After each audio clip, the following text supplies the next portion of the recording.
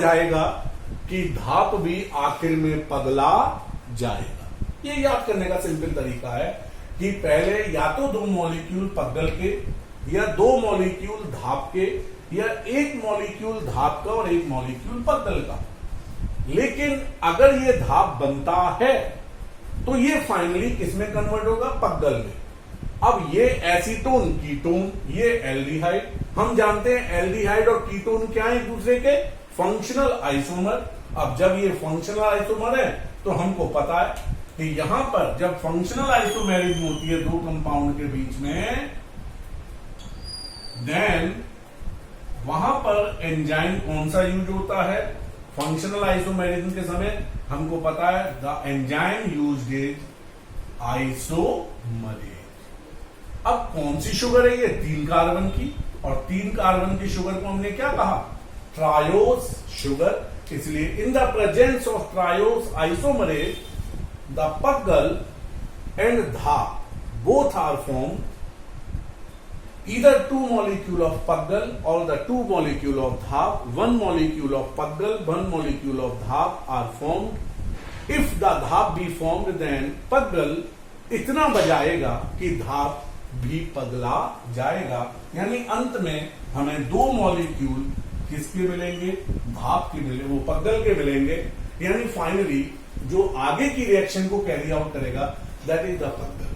अब इससे पहले कि हम आगे बढ़े, ये हाफ पार्ट इसका कंप्लीट होता है और इसमें हमने देखा एनर्जी खर्च हो रही है। चूंकि यहां पे एनर्जी खर्च हो रही है, मॉलिक्यूल ग्लूकोज का अपने को प्रिपेयर कर रहा है कि आगे वो एनर्जी दे, इसलिए इस पूरी फेज को हम कहते हैं प्रिपरेटरी फेज। और इस फेज में हमने देखा एनर्जी खर्च हुई है, that's why this is called energy spending phase. तो इसे एनर्जी स्पेंडिंग फेज या प्रिपरेटरी फेज कहते हैं। और इस तरह हमने देखा कि हमारे पास 3-फॉस्फोग्लिसरैल्डिहाइड या ग्लिसरैल्डिहाइड 3-फॉस्फेट के 2 मॉलिक्यूल हमें ऑब्टेन हो गए। यहां से ये रिएक्शन आगे मूव करेगी। ये पगल जो बना पागल है, पागल है तो सामान्य रिएक्शन नहीं करता, या तो ये जैसी बना ये तुरंत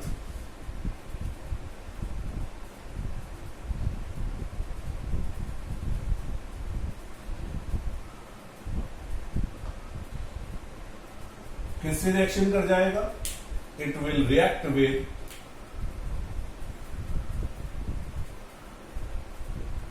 H3PO4 जो किसमें कन्वर्ट हुआ?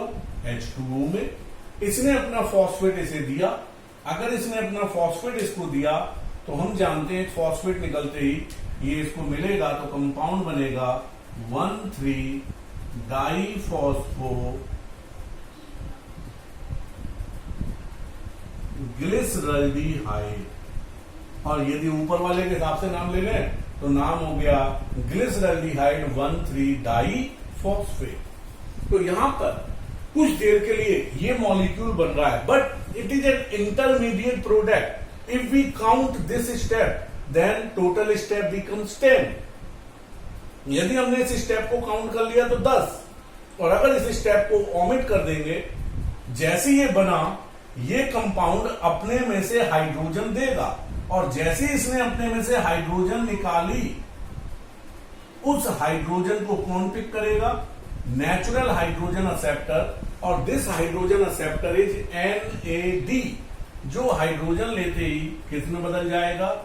NADH plus H ion.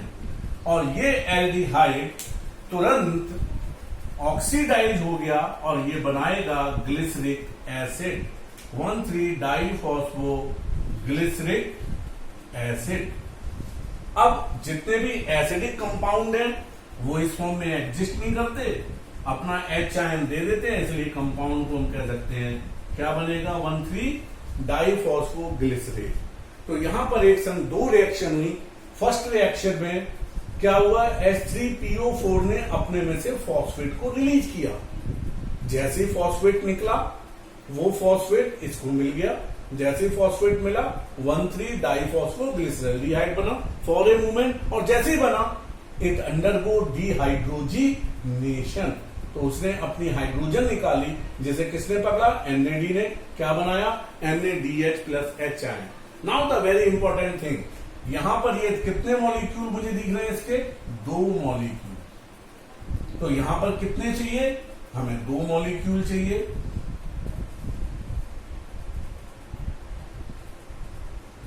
इसी तरह से फॉस्फेट के भी कितने चाहिए, 2 चाहिए। तो यहां पे 3 कार्बन के कितने मॉलिक्यूल बनेंगे साहब, 2 मॉलिक्यूल। अब हमारे पास इससे आगे बोर्ड नहीं है, तो अब हमें ये रिएक्शन आगे खींचनी पड़ेगी। तो मैं इसी रिएक्शन को थोड़ा आगे खींचता हूं, जिससे कि आपकी समझ में ढंग से ये पूरा आ सके।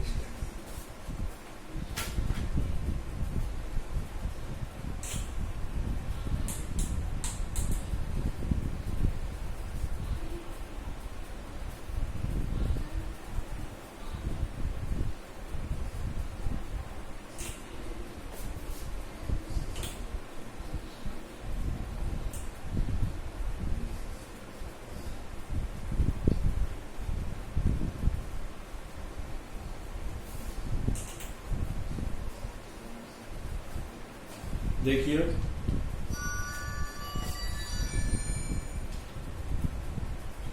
अभी आपके सामने मैंने बनाया था 3PgAl इस 3PgAl 3-फॉस्फोग्लिसरल्डिहाइड या ग्लिसरल्डिहाइड 3-फॉस्फेट, इस कंपाउंड ने आपके सामने 102 रिएक्शन दी।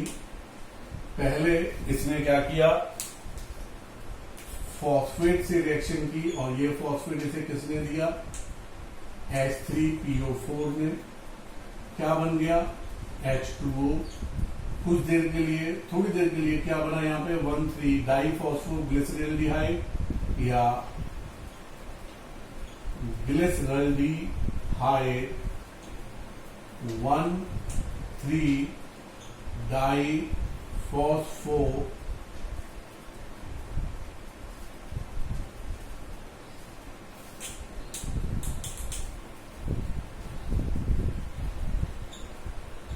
one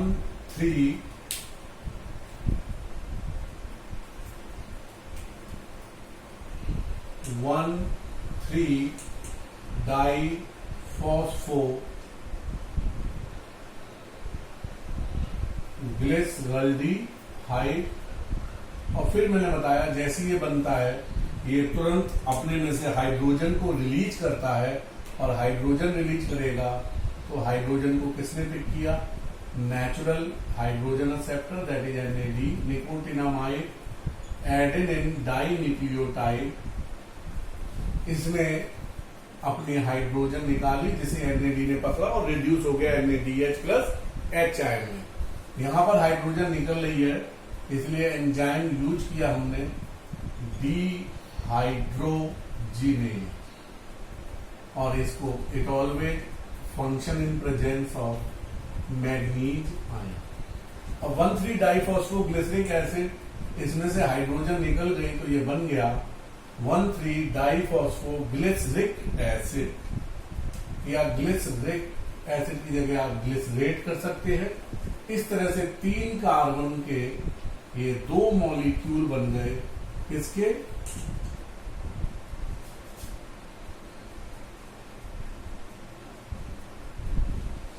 बन गए 1,3-डाइफॉस्फोग्लिसरेट के। अब पगल तो पागल था, एक संग 2 रिएक्शन कर गया, लेकिन ये भाई साहब तो नॉर्मल है, ये एक संग 2 फॉस्फेट का वेट नहीं संभाल सकते, तो ये क्या करते हैं, अपने में से तुरंत फॉस्फेट को रिलीज करती है। अब इन्होंने अपने में से फॉस्फेट को जैसे ही निकाला, तो फॉस्फेट को जैसे ही निकाला, इसमें कितना फॉस्फेट क्या हुआ, एक निकल गया बाहर। फॉस्फेट निकलते में बॉन्ड टूटे, और बॉन्ड टूटेंगे तो क्या निकलेगी, एनर्जी, जिसे लेकर के एडीपी किसमें कन्वर्ट, एटीपी में। अब एडीपी किसमें कन्वर्ट हो रहा है, एटीपी में। एंजाइम यूज्ड इट, क्योंकि फॉस्फेट ग्रुप ऐड हो रहा है, इसलिए एंजाइम हमने लिया फॉस्फोराइलेज, और फॉस्फोराइलेज की प्रेजेंस में ये रिएक्शन हुई, कंपाउंड रह गया बनकर के 3-phosphoglycerate, 3-phosphoglycerate। बड़े आराम से एक चीज को आप समझ सकते हैं।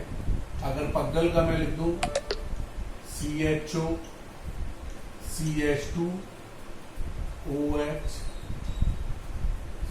CHOH CH2OP, तो हम देख रहे हैं 1 2 3, 3 नंबर पे फॉस्फेट था। फिर ये 3 नंबर से फॉस्फेट कहां गया, 1,3 डाइफॉस्फोग्लिसरेट बन रहा है, यानी कि इसने दो रिएक्शन की। तो COO ग्लिसरेट 3 यहां पे आया, ग्लिसरेट बनाना है। ये CHOH CH2OP, this is 3-phosphoglyceric acid. इसको हम शॉर्ट फॉर्म में 3PGA भी कह सकते हैं। तो यहां पर इसने अपना एक फॉस्फेट निकाल दिया, और जैसे ये फॉस्फेट निकला बन गया 1,3 डाइफॉस्फोग्लिसरिक एसिड ग्लिसरेट, और उससे बना 3-phosphoglyceric एसिड। नाउ ये कंपाउंड, इसमें 3 नंबर पे फॉस्फेट ग्रुप है। अब ये इट अगेन शो आइसोमेरिक। अब ये आइसोमर में अपने कन्वर्ट होगा। अब की आइसोमर जब कन्वर्ट होगा, गौर करेंगे जरा रिएक्शन पे, COO CHOH CH2OP 1 2 3, फॉस्फेट कौन से नंबर पे है, 3 नंबर पे। यहां पर जैसे ये चेंज हुआ, हमने देखा फॉस्फेट ग्रुप की पोजीशन बदल गई। क्या हो गई, फॉस्फेट ग्रुप की पोजीशन अब 2nd नंबर पे आ गया, यानी 3rd नंबर की पोजीशन से ये किस पे जा रहा है, 2nd पे, यानी कि इसकी पोजीशन फॉस्फेट ग्रुप की बदल रही है। और जब भी पोजीशन बदलती है, एंजाइम यूज होता है कौन सा, म्यूटेज। और किसकी पोजीशन बदल रही है, फॉस्फेट की, तो एंजाइम का नाम हो गया phosphomutase. As a result of this there is formed 2-phosphoglycerate, 2PGA। यहां पर हमने देखा 2 मॉलिक्यूल थे, एक मॉलिक्यूल से एक फॉस्फेट, 2 से 2, इस तरह 3 कार्बन के 2 मॉलिक्यूल बने। यहां पे भी 3 कार्बन के कितने मॉलिक्यूल है, ये 2। अब 2-phosphoglycerate, दिस कंपाउंड, ये जो कंपाउंड है ये हाइड्रोलाइज होता है, और हाइड्रोलाइज होकर के ये इनोल कंपाउंड बनाता है, इसलिए एंजाइम इनोलेज। क्या बना कंपाउंड, फॉस्फोइनोल पाइरुवेट।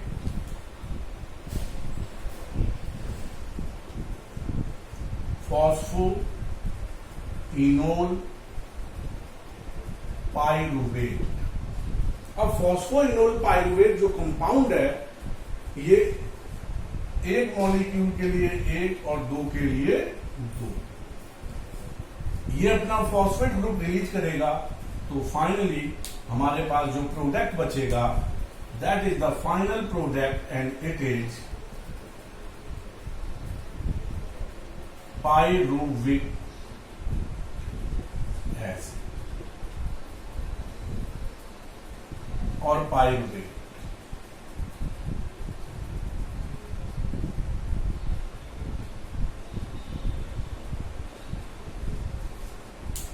इस तरह 3 कार्बन के 2 मॉलिक्यूल बनेंगे। हमने देखा यहां पे एक से एक फॉस्फेट निकल रहा है, तो दूसरे से कितना निकलेगा, दूसरा, यानी एक से एक फॉस्फेट निकलेगा तो 2 से 2 निकले।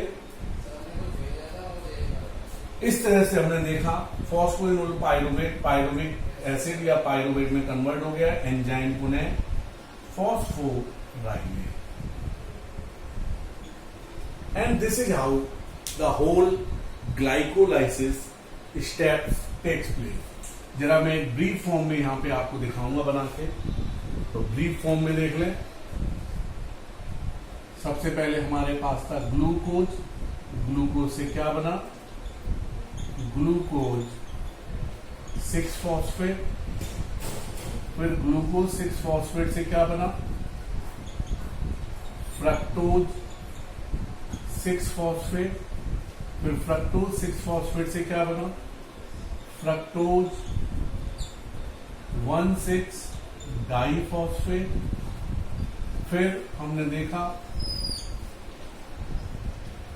3 फॉस्फोग्लिसरल्डिहाइड बना और डाइहाइड्रोक्सी एसीटोन फॉस्फेट बना। ये दोनों एक दूसरे के क्या है, फंक्शनल आइसोमर। अगर धाप बनेगा तो किसमें कन्वर्ट हो जाएगा, पगल में। फिर पगल से क्या बना, 1,3 डाइफॉस्फोग्लिसरिक एसिड बना। 1,3 डाइफॉस्फोग्लिसरिक एसिड से 3 phosphoglyceric acid, then 2 phosphoglyceric acid, then phosphoenol pyruvate बना और फाइनली हमने देखा क्या बना, पाइरुवेट। अगर हम इसके सारे स्टेप्स को कैलकुलेट करें, this is the step number 1, this is the step number 2, this is the step number 3, this is the step number 4, then this is the step number 5, this is the step number 6, this is the step number 7, this is the step number 8, and this is the step number 9. तो in this way it is a 9 step, और यदि मैं यहाँ पर 2 steps में से divide कर दूं, then it will become 5, 6, 7, 8, 9, 10. तो यहाँ पर हमने एक संग 2 रिएक्शन को मर्ज किया हुआ है, इसलिए हमने इसको दिखाया 9 स्टेप प्रोसेस। अब फर्स्ट हाफ जो था हमने देखा, इसके फर्स्ट हाफ में मॉलिक्यूल की प्राइमिंग हो रही थी, इसलिए हमने इसको कहा प्रिपरेटरी फेज। लेकिन सेकंड हाफ जब हम यहां रीड करते हैं तो सेकंड हाफ में हम क्या देख रहे हैं कि इन दिस स्टेप, एक तो इस स्टेप में, एक तो इस स्टेप में और एक इस स्टेप में, there is the synthesis of ATP molecule, यानी यहां पे एनर्जी निकल रही है, इसलिए इसको हम कहते हैं, इस पूरे हाफ को हम कहते हैं पे ऑफ हाफ, क्योंकि इसमें एनर्जी कंजर्व हो रही है। पे ऑफ फेज, तो इसमें एनर्जी निकलती है, जबकि उस हाफ में एनर्जी, पहले हाफ में एनर्जी कंज्यूम होती है।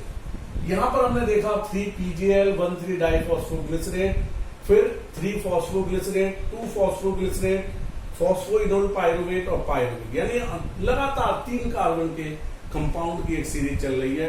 तो 6 कार्बन के मॉलिक्यूल अंत में 3 कार्बन के मॉलिक्यूल में ब्रेक हो रहा है। अगर हम इस पूरी फेज को गौर करें, क्या किसी स्टेप में ऑक्सीजन यूज हुआ? नहीं हुआ। क्या किसी स्टेप में CO2 निकला? नहीं निकला।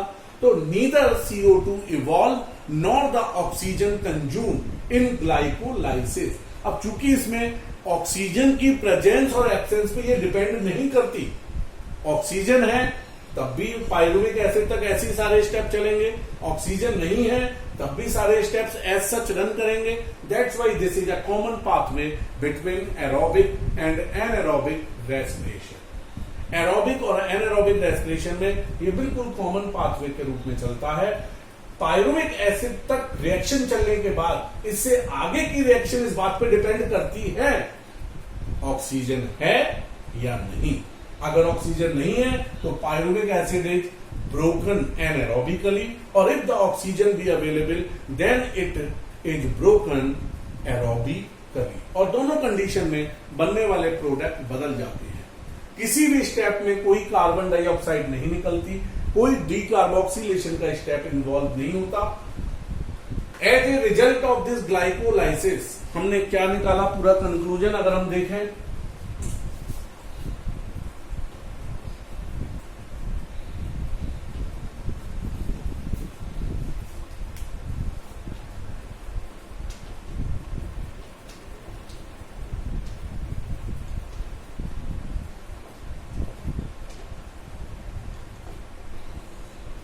Number one, from breakdown of one molecule of glucose,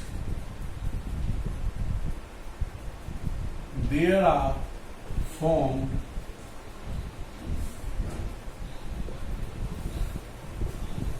two molecule of 3 carbon sugar, that is pyruvic acid. 4 molecule of ATP are formed, but 2 molecules of ATP are used in priming the glucose. Hence,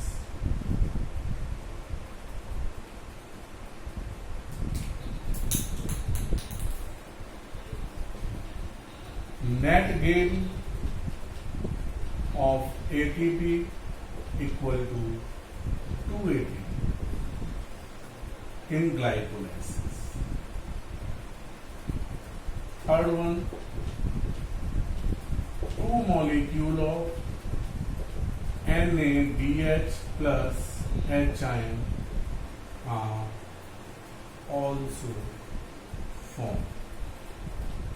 This is the overall conclusion of glycolysis and इससे आगे कैसे क्या होगा जानने के लिए इंतजार करेंगे अगले लेक्चर्स का।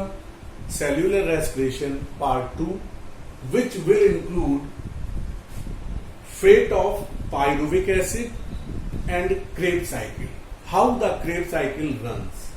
तो फिर मिलेंगे अगले लेक्चर में, तब तक के लिए शब्बा खैर, नमस्कार, गुड बाय।